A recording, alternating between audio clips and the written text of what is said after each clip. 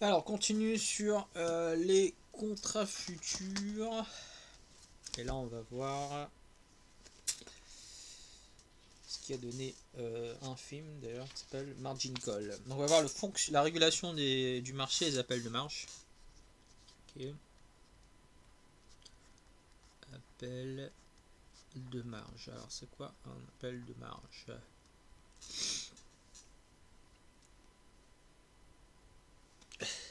Ok.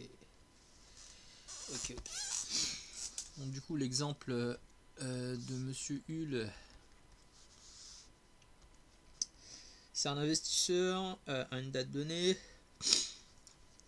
Donc à T0 là. Voilà, prend une position longue, donc il va acheter sur 2 contrats sur l'or. Le contrat c'est un futur, le sous-jacent c'est l'or. L'échéance c'est décembre.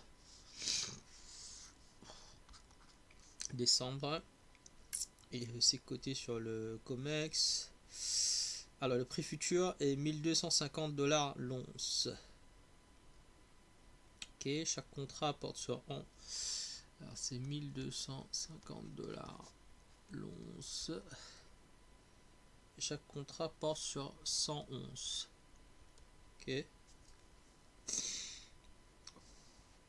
Ce qui équivaut à un achat à terme de 211 $.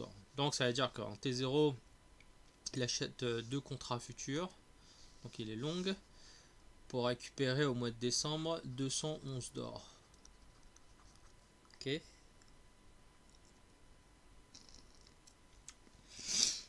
là, en T0, le prix il est de 1250 $, si j'ai bien compris. Ok, l'investisseur doit déposer en garantie des fonds sur un compte de dépôt. Ok, garantie consommée marge initiale 6000 $ par contrat. Ok. À la fin de chaque journée, le compte d'investisseur est ajusté, machin, daily settlement, marketing to market. On va voir ce qui va se passer. Alors,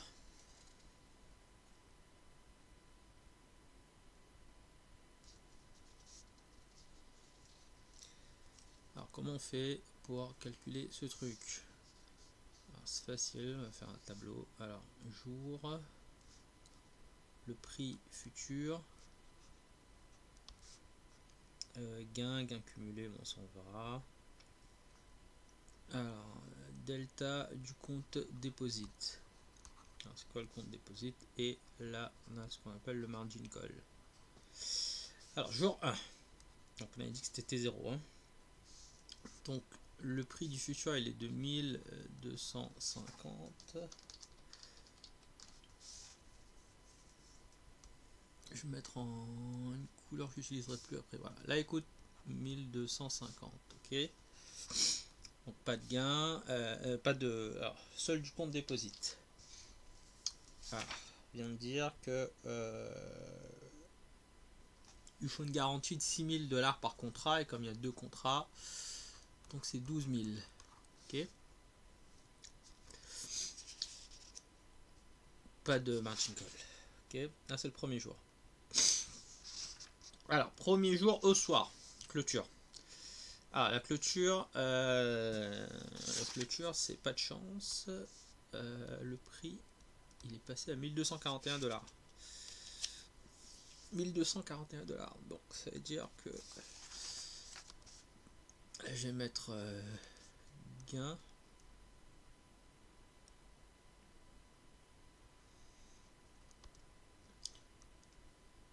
Bon. Alors, 1241 $, ça veut dire qu'il a perdu il y a 9 1250 moins 1241.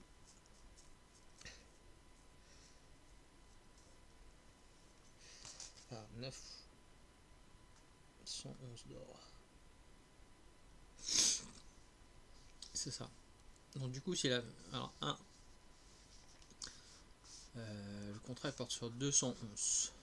Ok. Du coup, lui, il a perdu 1250 moins 1241. égale 9. Donc 9 fois 200, il a perdu moins 1800.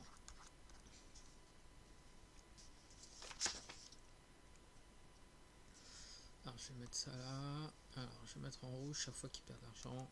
Moins 1800. Et là on fait 12 000 moins 1800 qu'on va... Du coup il faut bien... Donc ça fait 10 200. Voilà, 9 points.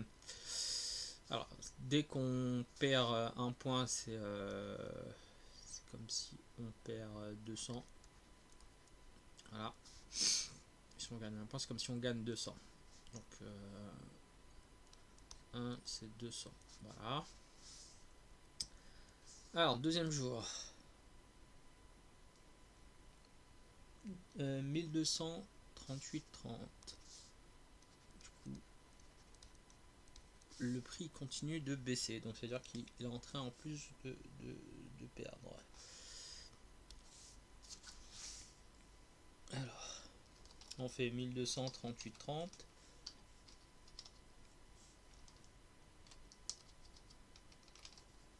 Moins le cours de la veille, 1241.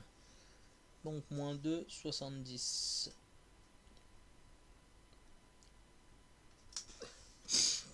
Donc je fais 2,70 fois 200. Donc 540. Donc sur 2 il perd moins 540. Et on fait 10 200 moins 540, ce qui fait 9 660. Jour 3. Alors, le jour 3, 1244, 60.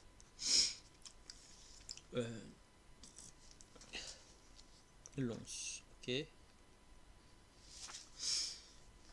Du coup, le prix il est positif par rapport à celui de la veille. Donc, on va calculer. Donc, il y aura un gain moins 238,30.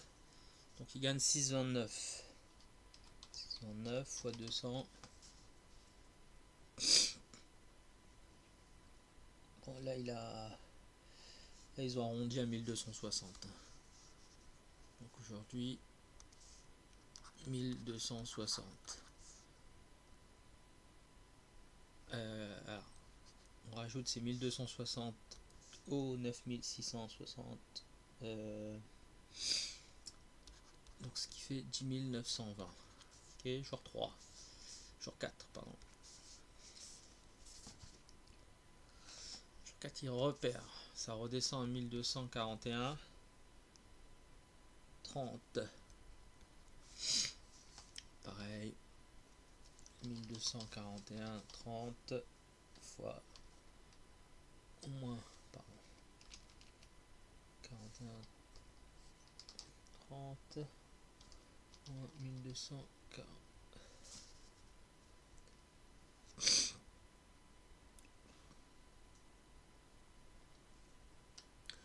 244, 60. Voilà, moins 3. Ça fait 3. 29, 99 fois 200.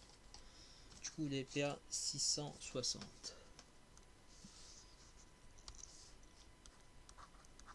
660. Donc on va diminuer son solde dépôt de 660, ce qui fait 10 260. Peut être vachement cardiaque qu'on se met en position sur un futur.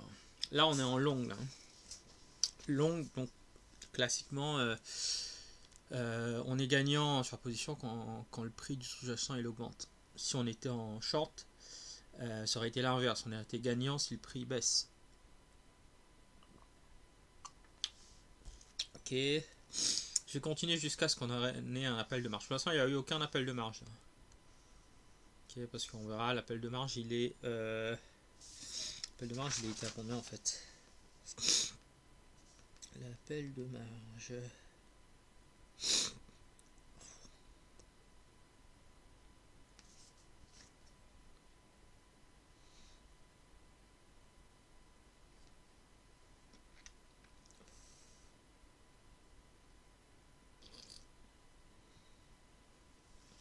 Alors, appel de marge, il est à, je vais mettre là, sur le côté là, 4500 $ par contrat. Donc il est à 9000. C'est-à-dire que quand le compte, si le compte de dépôt il est en dessous de 9000, il y aura un appel de marge. Ok. Alors 1241,30. Et pas de chance pour ce monsieur. 1240,10. 1240,10, je vais pas refaire le calcul. Pareil, c'est-à-dire qu'il perd encore sur la position. Donc là, il perd pas beaucoup, il perd moins 240.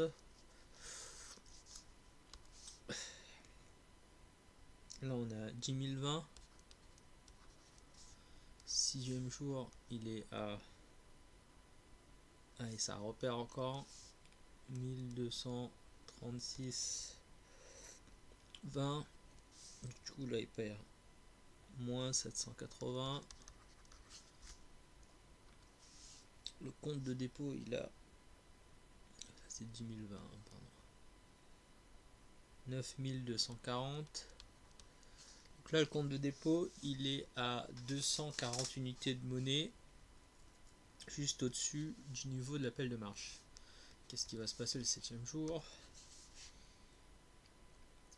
1229,90 et voilà. On y est. Appel de marge. Donc du coup, les paires.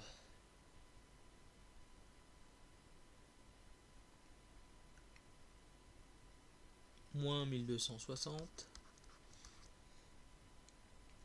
Alors, là, il y aura un truc en deux temps. Là. Alors, moins 1260, ça veut dire que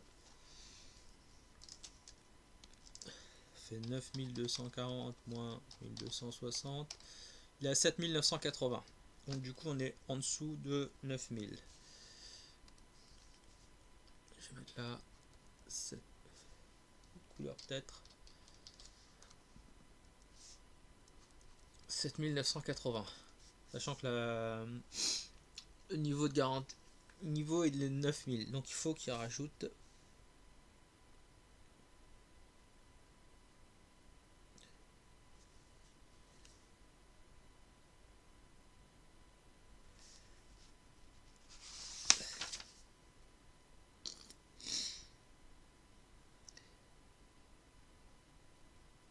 voilà. Maintenant il doit rajouter combien?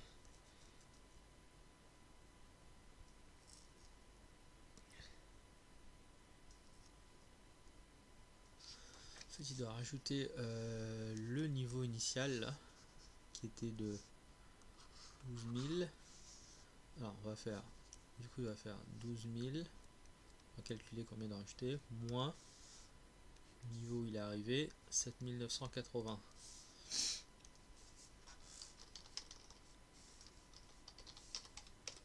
4020.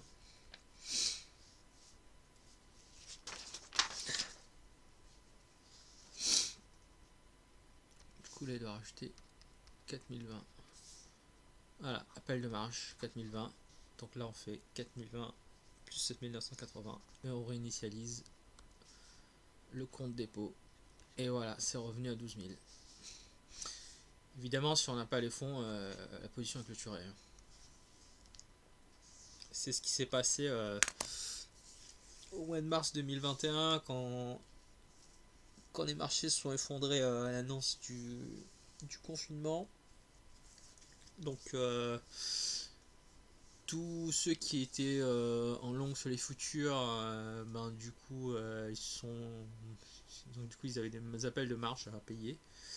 Et une des explications de l'effondrement du cours du Bitcoin à l'époque, c'était qu'ils avaient parce que ça se paye en cash l'appel de marge, c'est vendu du Bitcoin rapidement pour régler tout ça. Donc ce qui a fait effondrer les cours jusqu'à 3000 $. À l'époque ça. 23 mars, je ne me rappelle plus c'était quand. Alors, bon, tout ça.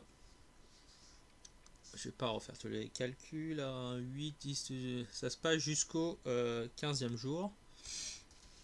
15e jour. En entre temps, il y a eu encore un appel de marge que ça va encore vachement baisser.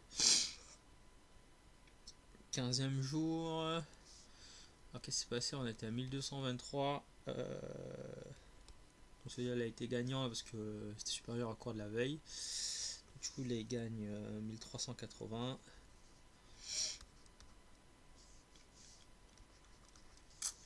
Ok, le compte de dépôt, il est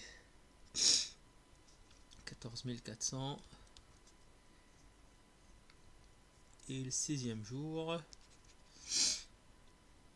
1226,90. 123. Oh, c'est bon, 1226,90. Il gagne 780. On fait le compte de dépôt, il termine à 15 180. Voilà. Alors.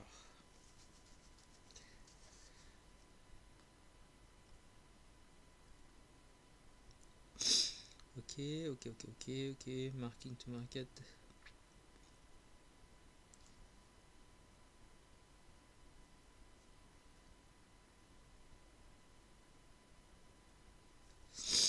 Voilà. Donc du coup on avait dit qu'elle prend position en T0 pour décembre. Mais finalement au bout de 16 jours, notre investisseur il ferme la position. D'accord. Alors si on fait le bilan de ce qu'il a gagné.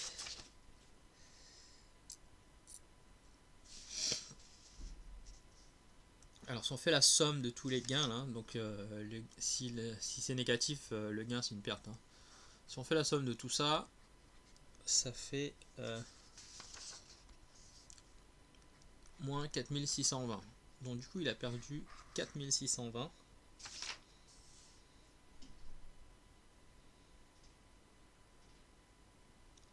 Alors on peut retrouver ça très facilement parce que le jour où il prend la position, c'était le jour à T0, le jour 1, le prix de l'or a été à 1250. Ok. Et le 6e jour, là où il fait la position, le prix il est à moins 2000, moins. Ça c'était un contrat à terme, on aurait calculé comme ça. Hein. Alors, ok.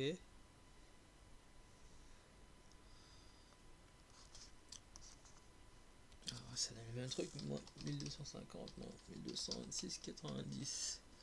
23 0,999 fois 200. 4619. Et c'est ça. À peu près 4620. Voilà pour les appels de marge sur un contrat futur. Ok, marking to market.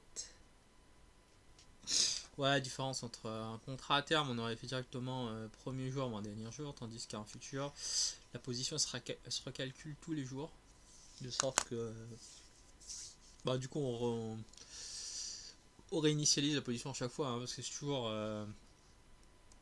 toujours jour 2 moins jour 1, jour 3 moins jour 2, jour 4 moins jour 3, tandis qu'un contrat à terme c'est dernier jour moins premier jour, mais ça change rien, mais c'est juste que on peut suivre sa position et le futur comme c'est standardisé, donc on passe par une chambre de compensation, il faut déposer donc un montant en compte de dépôt, et si ce montant il dépasse les marges de maintenance, du coup on doit faire ce qu'on appelle la margin call.